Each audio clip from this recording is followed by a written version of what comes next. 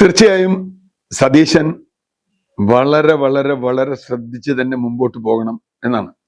കാരണം അദ്ദേഹത്തെ മോണിറ്റർ ചെയ്യുന്ന ഒരുപാട് AI ക്യാമറകളാണ്.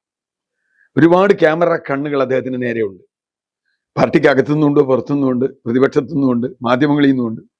അദ്ദേഹത്തിനെതിരായി നിരന്തരം പ്രവർത്തിക്കുന്ന മാധ്യമങ്ങളുണ്ട്. നല്ല കാര്യം, ഞാൻ അതിനെ സന്തോഷിക്കുന്ന ആളാണ്.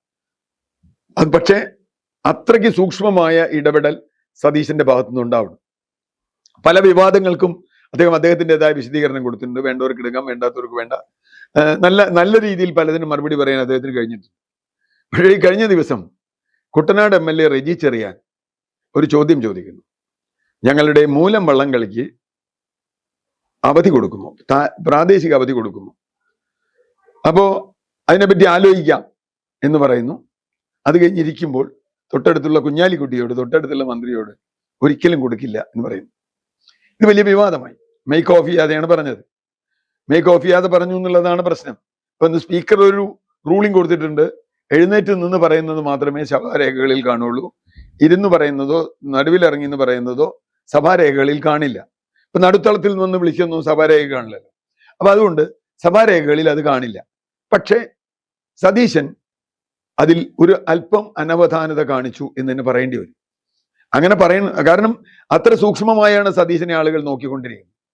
ഒരു വശത്ത് വലിയ പ്രതീക്ഷ സതീശനിലുണ്ട്, മറുവശത്ത് സതീശനാണ് CPM-ന്റെ അല്ലെങ്കിൽ ഇടതുപക്ഷത്തിന്റെ ശത്രു എന്ന രൂപത്തിൽ പറയുന്നുണ്ട്.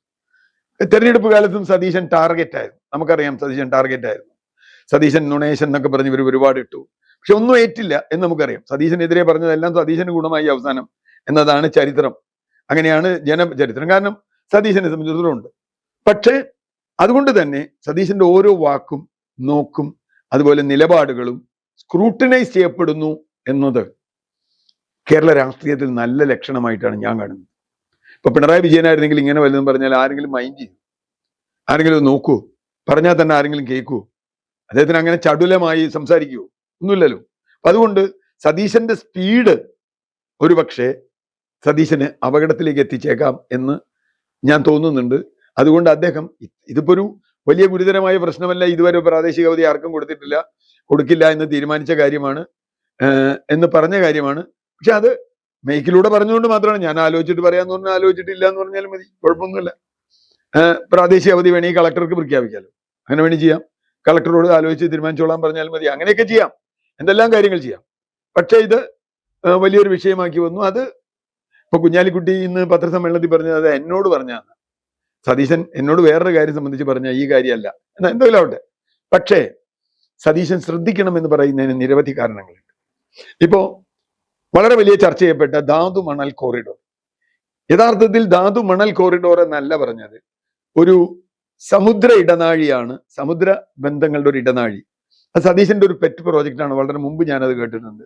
കേരളത്തിലെ തുറമുഖങ്ങളെ തമ്മിൽ ബന്ധിപ്പിക്കുന്നത്, വിഴിഞ്ഞവും കൊല്ലവും തങ്കശ്ശേരി തുറമുഖവും അല്ലെങ്കിൽ വല്ലാർപാടവും പൊന്നാനിയും ബേപ്പൂരും അഴീക്കലും പിന്നെ കാസർഗോഡ് ഏതെങ്കിലും ഉണ്ടെങ്കിൽ ബേക്കലും ഒക്കെ ഉണ്ടെങ്കിൽ അങ്ങനെ ബന്ധിപ്പിച്ചുകൊണ്ട് ഒരു transport system, water transport system എന്നത് കേരളത്തിന് വളരെ വളരെ പ്രധാനപ്പെട്ട ഒന്നാണ്. അത് പഠിച്ചു ചെയ്യേണ്ട ഒരു കാര്യമാണ്. അത്ര എളുപ്പം ചെയ്യാൻ പറ്റുന്നതല്ല. പക്ഷേ ഇത് കേരളത്തിന്റെ റോഡിന്റെ ഗതാഗതത്തിൽ കഞ്ചഷൻ കുറയ്ക്കാനും ലാഭകരമാക്കാനും പാരിസ്ഥിതികമായ സൗഹൃദമാക്കാനും ഒക്കെ വലിയ ട്രക്കുകളൊക്കെ നമുക്ക് ലോഡ് ചെയ്ത് ട്രക്ക് ലോഡ് ബാർജുകളൊക്കെ ഉണ്ട്, കൊണ്ടുപോകാം. കേരളത്തിന്റെ ഏത് ഭാഗത്തുനിന്നും നമുക്ക് അവിടെ എത്തിക്കാം. ഇപ്പൊ കൊച്ചിൻ റിഫൈനറിന് ഇപ്പൊ തന്നെ കൊച്ചി തുറമുഖത്തു നിന്ന് തമ്മിൽ ബന്ധപ്പെടുത്തുന്ന ബാർജുകളുണ്ട്, പല സ്ഥലത്തുണ്ട്. അതാണ്. ഇനി മിനറൽ കോറിഡോർ എന്ന് അദ്ദേഹം അവർ പറഞ്ഞിട്ടുണ്ട്. പക്ഷെ അതിൽ അദ്ദേഹം തന്നെ പറഞ്ഞൊരു കാര്യം, ഇതിലെവിടെയാ സ്വകാര്യവൽക്കരണം എന്ന് പറഞ്ഞാൽ എനിക്ക് മനസ്സിലായില്ല. മിനറൽ കോറിഡോർ അദ്ദേഹം എക്സ്പ്ലെയിൻ ചെയ്തു. അത് എക്സ്പ്ലെയിൻ ചെയ്തത് എന്താണ്? കേന്ദ്ര ഗവൺമെന്റിന്റെ 2 കമ്പനികൾ, കോൾ ഇന്ത്യ ലിമിറ്റഡും NFDC-യും കേരളത്തിലെ 2 കമ്പനികൾ KMMലും അതുപോലെ ഇവരുമായി ബന്ധപ്പെട്ട് കെൽട്രോണും അതുപോലെയുള്ള 4 കമ്പനികൾ ചേർന്ന് ധാതുമണൽ സംബന്ധിച്ച ഒരു സംഗതി എടുക്കും. എന്തോ ഒരു പ്രോജക്റ്റ് വരും. പ്രോജക്റ്റിന്റെ ഡീറ്റെയിൽസ് ഒന്നും വന്നിട്ടില്ല, വരാതെ നമുക്ക് അതിനെപ്പറ്റി പറയാൻ പറ്റില്ല. പക്ഷെ ആശങ്കയുണ്ട് ആ കാര്യത്തിൽ. എന്താ ആശങ്ക? ആശങ്ക എന്ന് പറഞ്ഞാൽ കേരളത്തിലെ ധാതുമണൽ ഒരുപാട് പേർ നോട്ടമിട്ടിട്ടുണ്ട്. നമ്മളിപ്പോൾ കേരളത്തിൽ ഏറ്റവും കൂടുതൽ ചർച്ച ചെയ്യുന്ന CMRL മാസപ്പടിയൊക്കെ തന്നെ ധാതുമണലുമായി ബന്ധപ്പെട്ടതാണ്. വലിയ കൺവെർഷൻ, അതായത് ഇതിന്റെ വാല്യൂ എഡീഷൻ സാധ്യമാകുന്ന ഒന്നാണ്. കൺവെർട്ട് ചെയ്യുമ്പോൾ വാല്യൂ കൂടും, വളരെ അധികം കൂടും. നമ്മളൊരു മരം എടുത്ത് ഫർണിച്ചർ ആക്കുമ്പോൾ അതിന്റെ വിലയിൽ ഉണ്ടാകുന്ന വ്യത്യാസമല്ല, മണലെടുത്ത് അതിൽ നിന്ന് സംസ്കരിച്ച് ഓരോ ഘട്ടത്തിലും വില കൂടി അവസാനം എത്തുമ്പോൾ വളരെ വലിയ വിലയായി വരുന്ന സംഗതി. അതിന്റെ ഒരു വ്യവസായ അസംസ്കൃത വസ്തുവാണ്. അത് മാത്രമല്ല, അത് വളരെ ക്രിട്ടിക്കലായ സാധ്യത.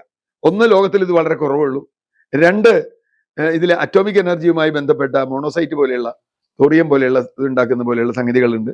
അതുകൊണ്ട് തന്നെ ഇതിന് ഒരുപാട് നിയമക്കുരുക്കുകളുണ്ട്, കേന്ദ്ര ഗവൺമെന്റിന്റെ നിയമങ്ങളുണ്ട്, സ്വകാര്യവൽക്കരിക്കാൻ പാടില്ല എന്നുള്ള നയങ്ങളുണ്ട്, ഒക്കെ നിലനിൽക്കുകയാണ് ഇന്ത്യയിൽ. അപ്പോൾ കരിമണൽ സ്വകാര്യവൽക്കരിക്കും എന്ന ഭയം കേരളത്തിൽ എല്ലാവർക്കും ഉണ്ട്. അത് സ്വകാര്യവൽക്കരിക്കുക, അത് കർത്താവിന് വിറ്റാലും സ്വകാര്യവൽക്കരണം തന്നെയാണ്. ഇപ്പൊ ഏറ്റവും ഒടുവിൽ നമ്മൾ മനസ്സിലാക്കുന്നത്, ഈ ഗവൺമെന്റ് വരുന്നതിന് മുമ്പ് KMML ഹൈദരാബാദിലെ ഒരു സ്വകാര്യ കമ്പനിയുമായി ഒരു കരാർ ഉണ്ടാക്കിയിരിക്കുന്നു. ആ കരാർ ഈ ഗവൺമെന്റ് വരുന്നതിന് മുമ്പാണ്. ആ കരാർ ഈ ഗവൺമെന്റ് എങ്ങനെ കാണും?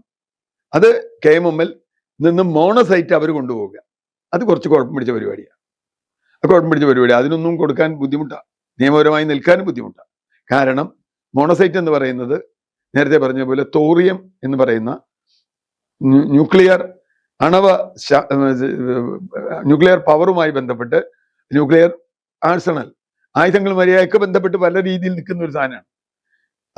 അത് തന്നെ നമുക്ക് ഇന്ധനമായി മാറ്റാവുന്ന തരത്തിലുള്ള ബ്രീഡർ റിയാക്ടറുകൾ എന്നൊക്കെ നടക്കും എന്നുള്ള രണ്ടാമത്തെ കാര്യം. അപ്പൊ അതുകൊണ്ട് തന്നെ വളരെ സെൻസിറ്റീവായ ഒരു സംഗതിയാണ് ഈ തോറിയവും അതെടുക്കുന്ന മോണോസൈറ്റ് എന്ന് പറയുന്ന അസംസ്കൃത വസ്തുവും. ഇത് രണ്ടും എങ്ങനെ നിങ്ങൾ സ്വകാര്യവൽക്കരിക്കാൻ പറ്റില്ല.